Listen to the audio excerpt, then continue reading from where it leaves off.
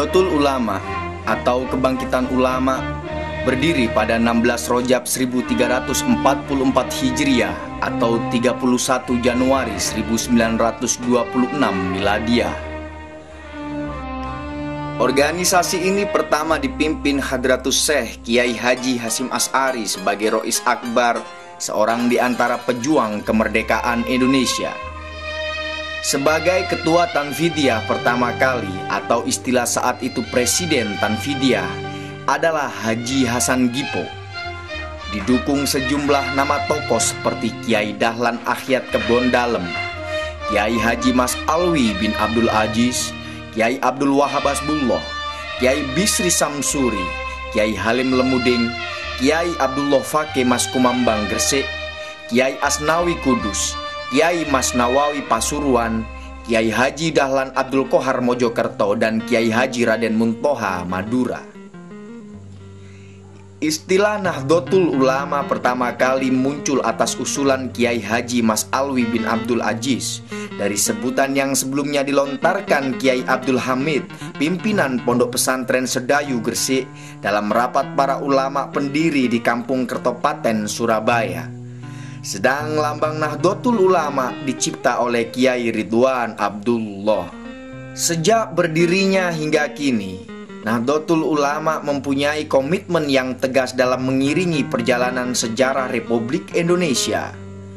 Untuk menegaskan prinsip dasar organisasi ini, maka Kiai Haji Hasyim Asy'ari merumuskan kitab Qonun Asasi atau prinsip dasar.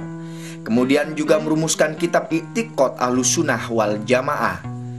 Kedua kitab tersebut kemudian diejawantahkan dalam Khitoh Nahdlatul Ulama yang dijadikan sebagai dasar dan rujukan warga Nahdlatul Ulama dalam berpikir dan bertindak dalam bidang sosial, keagamaan, dan politik.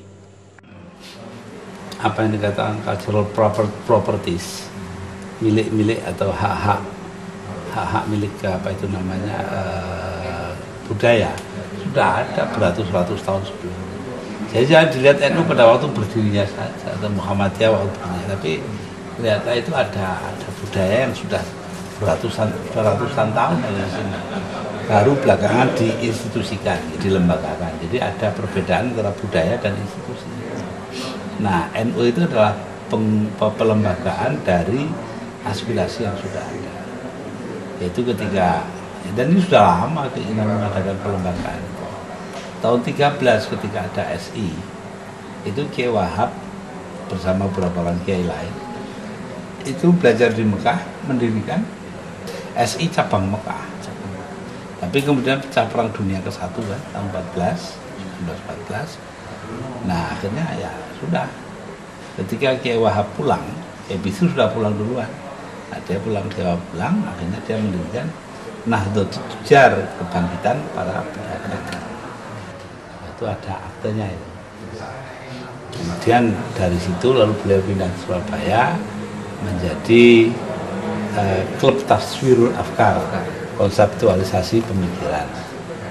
Nah, dari sana berdiri menjadi apa itu namanya Madrasah Nahdlatul Wathon.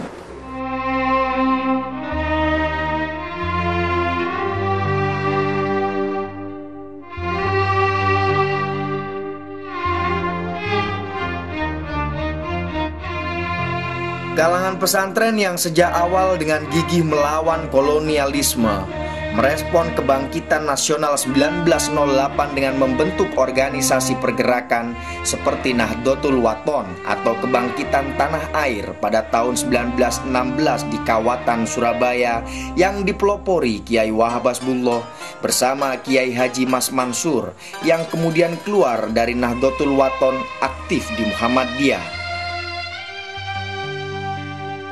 Pada tahun 1918 didirikan Taswirul Afkar di kawasan Kebon Dalem, Surabaya sebagai wahana pendidikan sosial politik dan keagamaan kaum santri.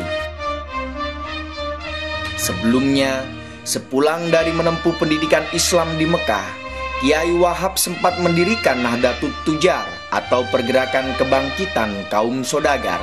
Serikat ini dijadikan basis untuk memperbaiki perekonomian rakyat. Nahdlatul Wathon itu kan bangkitnya pribumi, bangkitnya penduduk atau bangkitnya orang-orang tanah air.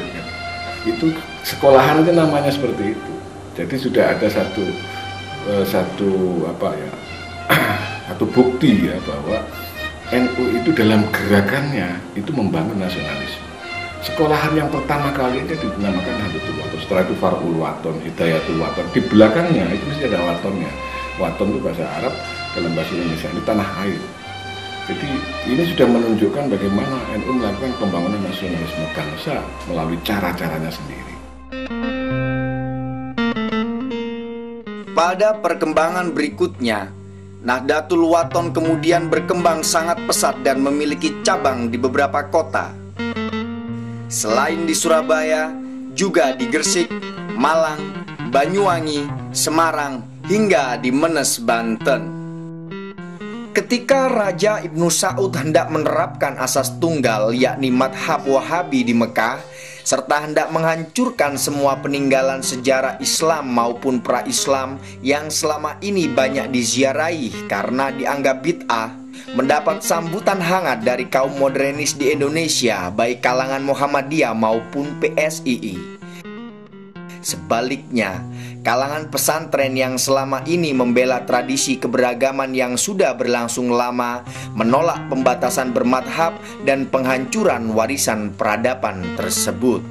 Didorong oleh minatnya yang gigih untuk menciptakan kebebasan bermadhab serta peduli terhadap pelestarian warisan peradaban, maka kalangan pesantren terpaksa membuat delegasi sendiri yang dinamai dengan Komite Hijaz.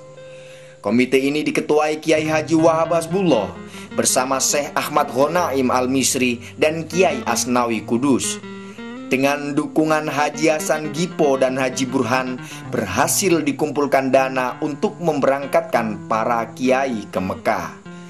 Atas desakan kalangan pesantren yang terhimpun dalam Komite Hijaz dan tantangan dari segala penjuru umat Islam di dunia, maka Raja Ibnu Saud mengurungkan niatnya.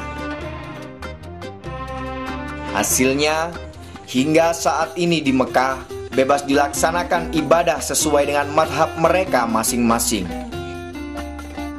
Itulah peran internasional kalangan pesantren pertama yang berhasil memperjuangkan kebebasan bermadhab dan berhasil menyelamatkan peninggalan sejarah dan peradaban yang sangat berharga. Kemudian Nahdlatul Wathon ini mempunyai kegiatan yang menyangkut ibadah haji. Karena Saudi Arabia lahir tahun 24, nah mereka bermadhab Hambali, maka kiai-kiai di sini itu kumpul lalu minta kepada Raja Saudi supaya diperkenankan ibadah haji menurut cara masing-masing Komite Hijaz. Berangkat dari Komite Hijaz dan berbagai organisasi yang bersifat embrional dan ad hoc, maka setelah itu dirasa perlu untuk membentuk organisasi yang lebih sistematis untuk mengantisipasi perkembangan zaman.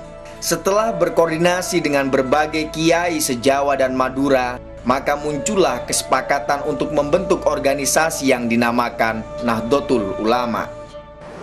Nah, ketika kemudian dapat jawaban bahwa boleh, ya sudah, bubarkan teorinya Komite Hijaz. Tapi lalu Kiai Hasyim diberitahu bahwa eman-eman itu kalau bubar, teruskan aja lah. Nah, diberi nama Nahdlatul Ulama itu meminjam dari kitab Syarah Al-Hikam, Syarah Al-Hikam dari Ibnu Athaillah As-Sakandari, bahwa di sana ada kata-kata la tashab man la yunhiduka ilallahi haluhu wa la yatulluka ilallahi maqaluhu.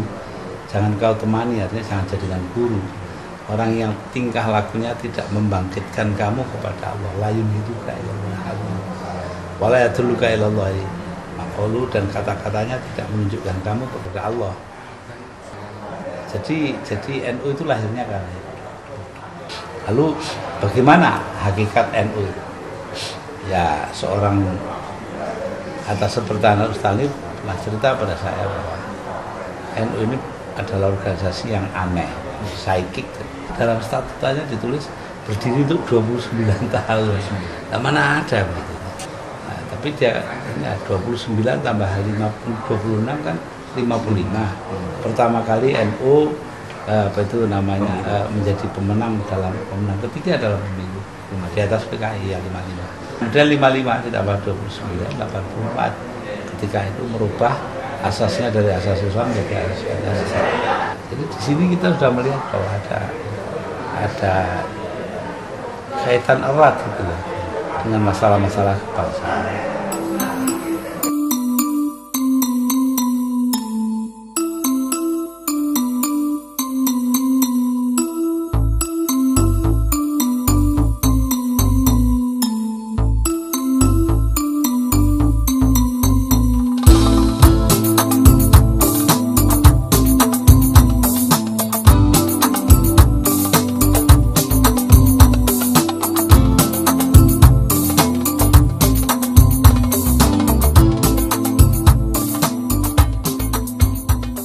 Atas sebuah kaidah yang menjadi pijakan warga Nahdlatul Ulama memelihara nilai-nilai lama yang baik dan menerima nilai-nilai baru yang lebih baik, maka Museum Nahdlatul Ulama didirikan.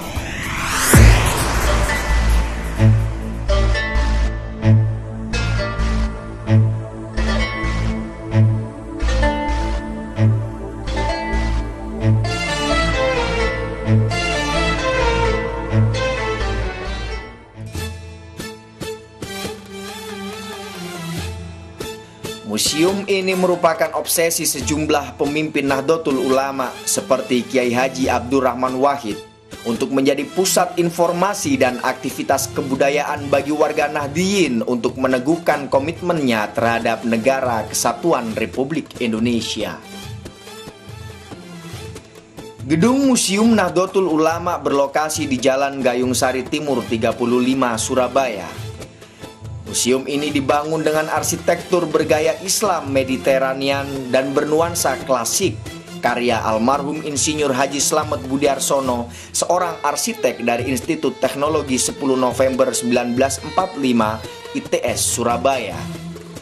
Gedung berlantai 3 dengan luas bangunan 900 meter persegi ini berdiri megah di tengah areal seluas 3.000 meter persegi, berjarak lebih kurang 300 meter arah ke timur dari Masjid Al-Akbar, Surabaya, sehingga memungkinkan untuk dijadikan tempat tujuan wisata religi setelah makam dan Masjid Agung Sunan Ampel dan Al-Akbar, Surabaya.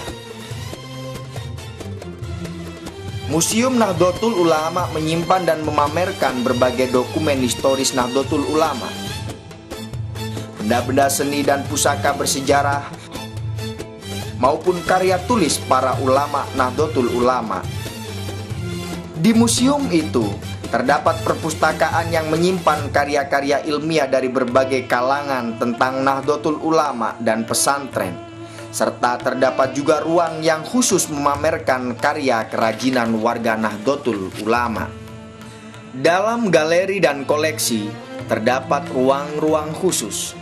Di ruang Wali Songo misalnya, menyimpan berbagai informasi penting untuk mengetahui benang merah antara pola keagamaan dan tradisi yang dikembangkan oleh Nahdlatul Ulama dengan ajaran-ajaran para wali penyebar Islam di Indonesia, khususnya di Pulau Jawa. Di ruang Wali Songo memamerkan petilasan sejarah Wali Songo, meliputi replika makam para wali, berbagai hasil seni dan budaya pada era penyebaran Islam di Indonesia, kitab-kitab para wali, termasuk peninggalan-peninggalan kerajaan Islam di Jawa. Sebuah kitab tua yang ditulis pada abad ke-16, Kitab Ambyo tentang riwayat para nabi pun tersimpan dan menjadi koleksi Museum Nahdlatul Ulama.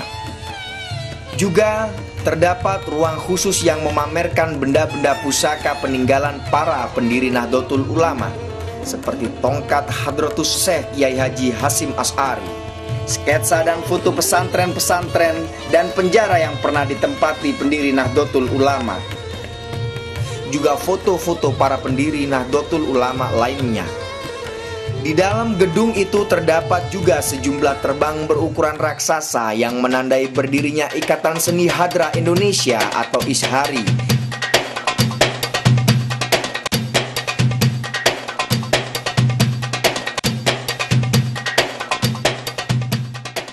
Inti dari Gus Dur yang sering dikemukakan dalam pertemuan-pertemuan terbatas maupun umum itu bahwa memang NU itu besar dan perlu museum. Setelah itu saya juga matur sama Rois Surya PWNU Jawa Timur, Mas Tuki Mahfud, beliau juga mendukung. Kemudian saya juga minta kepada Mbak Yai Sahal Mahfud untuk memberikan dukungan bahkan tertulis ya gitu. Dan juga pada Mas Dar yang belakangan pada Mas Dar Farid karena dia sebagai PLH PBNU, nah itu juga memberikan dukungan secara tertulis juga.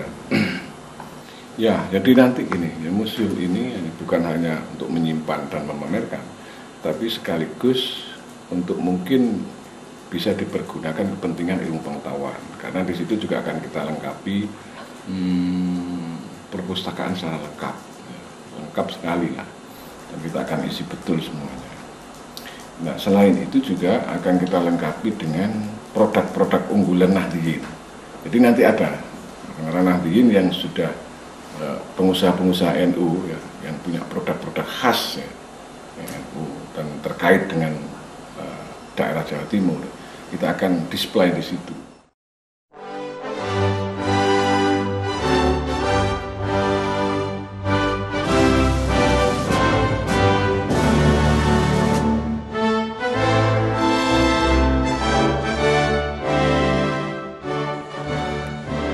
Pengalaman sejarah suatu bangsa adalah riwayat hidup bangsa itu sendiri.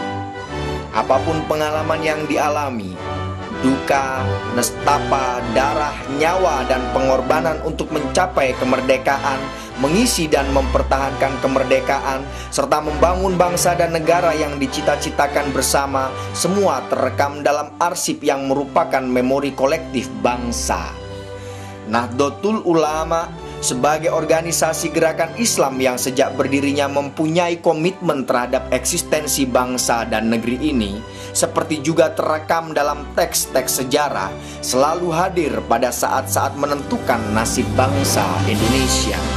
Komitmen pada keindonesiaan telah ditunjukkan organisasi keagamaan terbesar di negeri ini. Muktamar NU tahun 35 di Banjarmasin.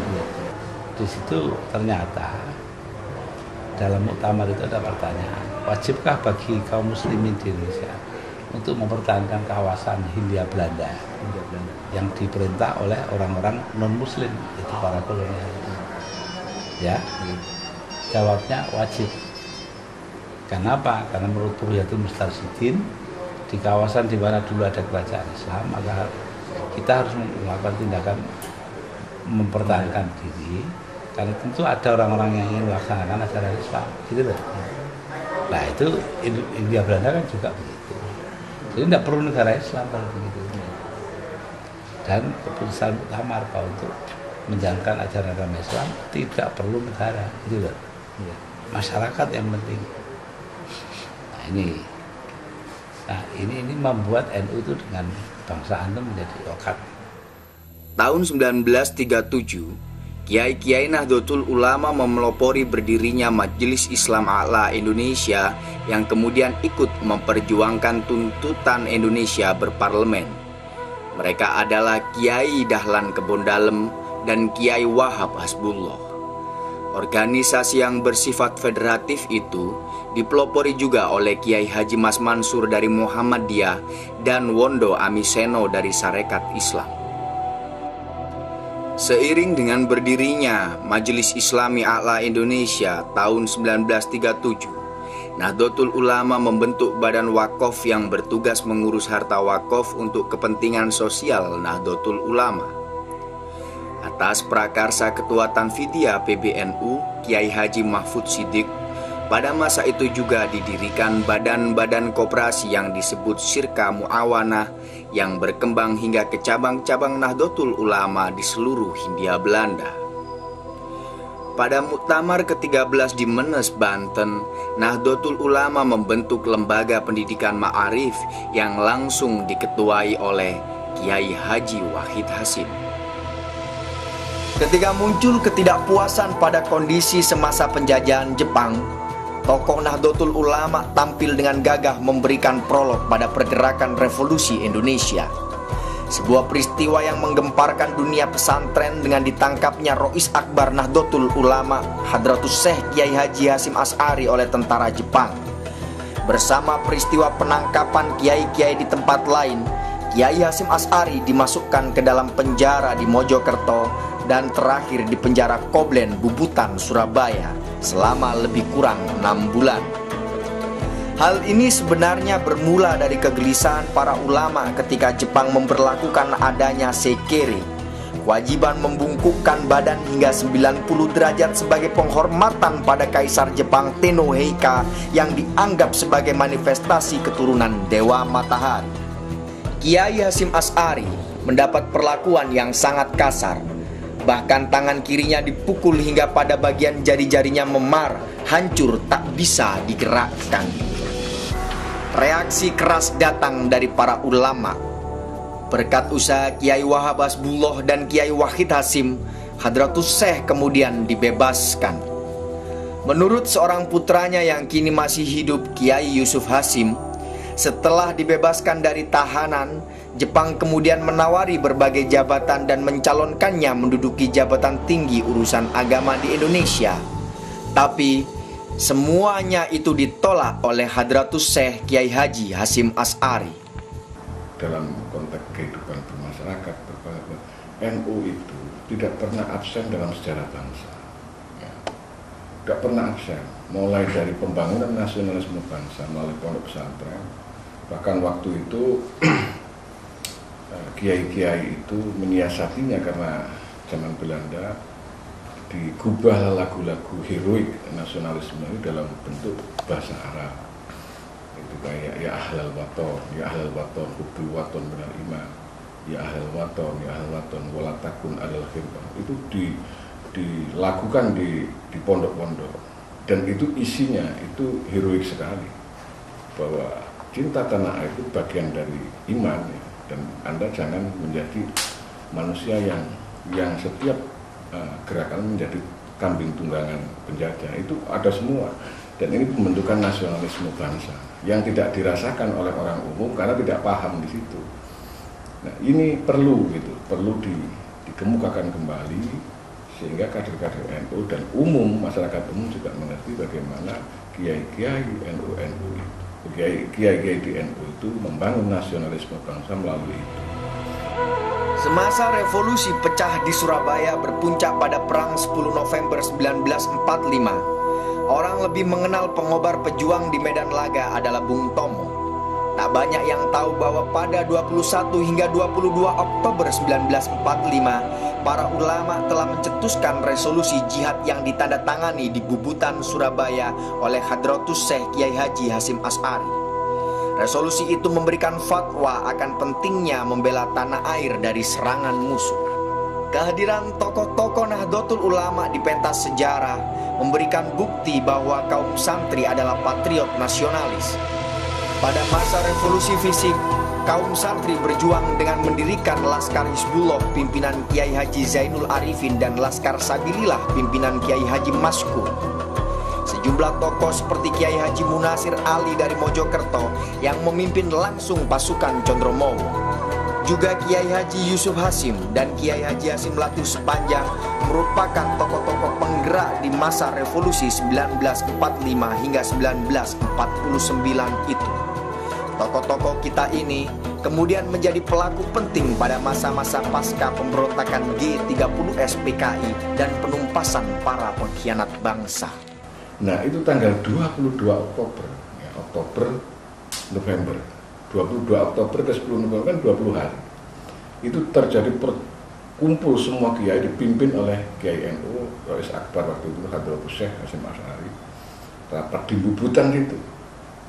Jadi kiai di Jawa, Madura dikumpulkan di situ. Bagaimana sikap kita menghadapi Belanda, menghadapi sekutu, tentara sekutu yang mau balik lagi merebut kemerdekaan.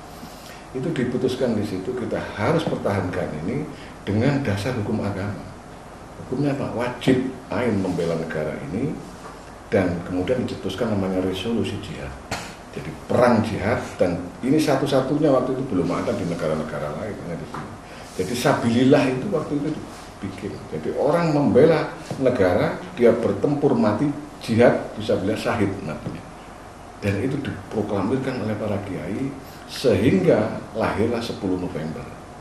Jadi 10 November itu tanpa ada 22 Oktober saya kira tidak akan terjadi.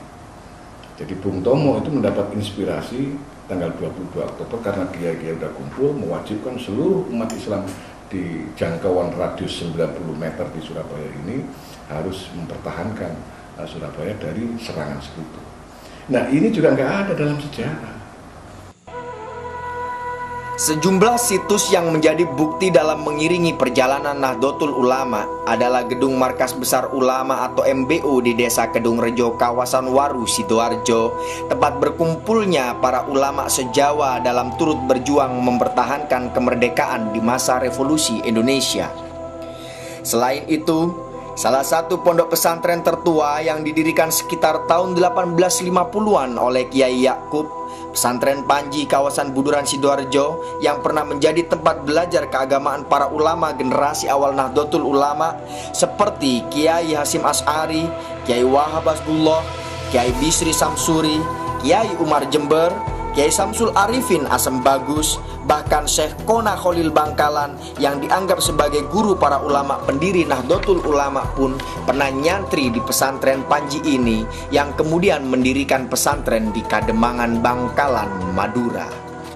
Sebuah kamar Kiai Hasim Asy'ari masih berdiri tegak di lokasi pesantren Panji hingga kini, sebagai bukti sejarah yang turut berperan dalam peningkatan sumber daya manusia khusus bagi kalangan pesantren.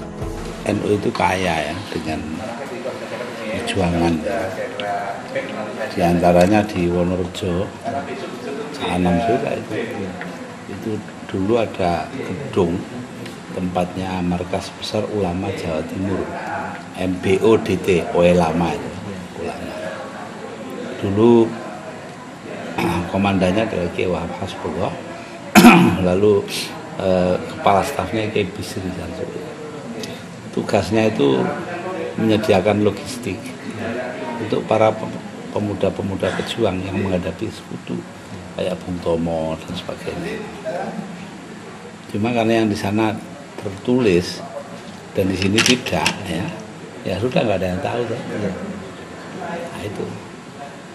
Kemudian ada resolusi jihad Oktober 45, begitu penting tanggal 22 Oktober resolusi jihad. Itu untuk pertama kalinya dalam sejarah umat manusia bahwa jihad Islam, konsep jihad dalam Islam itu diberlakukan bagi sebuah entitas atau sebuah wujud yang tidak agama, yaitu negara Pancasila.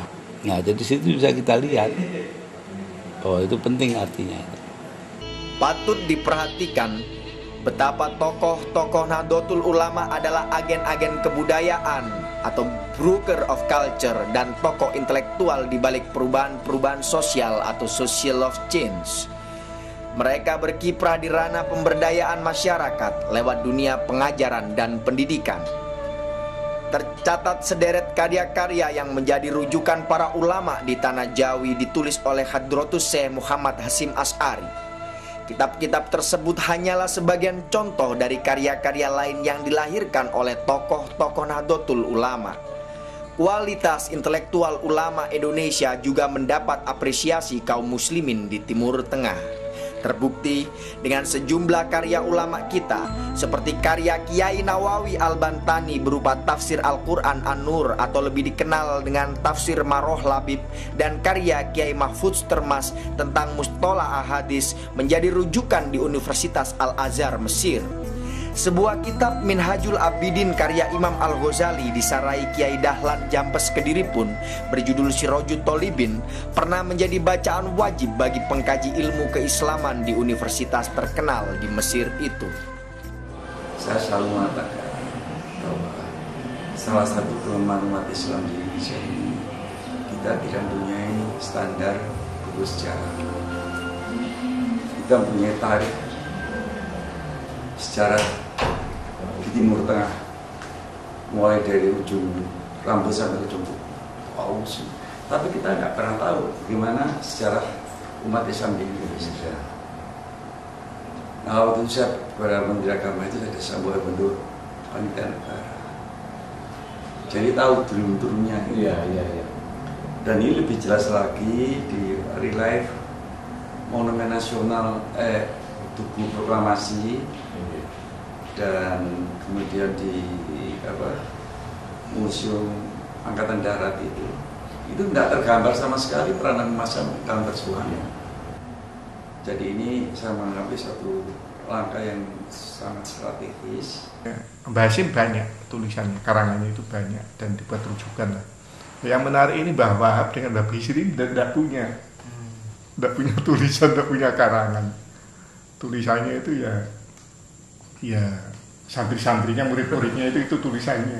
Ya kita ini selalu kagum terhadap ulama luar negeri, ya. Tapi kita tidak tahu bahwa ulama negeri sendiri luar itu juga kagum terhadap ulama kita. Ya dengan bukti tadi itu. Karangannya Ki Mahfud dan Kiai dari Banten dijadikan kitab wajib itu kan tidak sembarangan sih ya. Ada lagi, ya saya punya kitabnya itu Sirajul Thalibin. Syarahnya Minhajul Abidin. Minhajul Abidin itu karangannya Imam Ghazali. Disarai oleh Kiai Jampes Ki Dahlan ya. Ki Dahlan Jampes Kediri dengan nama Sirajul Thalibin. Jadi ulama luar negeri itu kagum dengan ulama Indonesia dengan bukti kitab karangannya itu dijadikan sebagai kitab wajib. Dengan berdirinya Museum Nahdlatul Ulama menunjukkan betapa strategis dan pentingnya benda-benda seni, karya-karya para ulama yang mengandung nilai sejarah. Juga arsip-arsip dalam suatu organisasi keumatan karena merupakan tulang punggung manajemen dalam menata sebuah komunitas kaum santri. Arsip-arsip penting mempunyai fungsi dan peran yang bisa mengait erat dan dikaitkan erat dengan kehidupan berbangsa. Pada pameran yang digelar reguler akan memberikan gambaran pada publik, membuka ingatan kolektif bangsa Indonesia atas segala upaya memperoleh, mengisi dan mempertahankan kemerdekaan.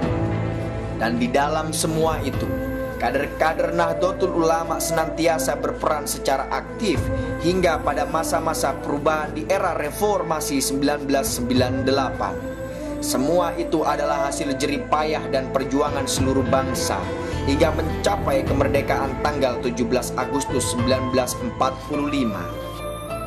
Dengan berdirinya Museum Nahdlatul Ulama akan membuka kesadaran bagi generasi muda betapa perjuangan yang begitu gigih telah ditunjukkan para ulama dalam perjalanan negeri ini tanpa mengenal lelah. Baik di bidang pendidikan, politik maupun gerakan pemberdayaan masyarakat sipil atau civil society.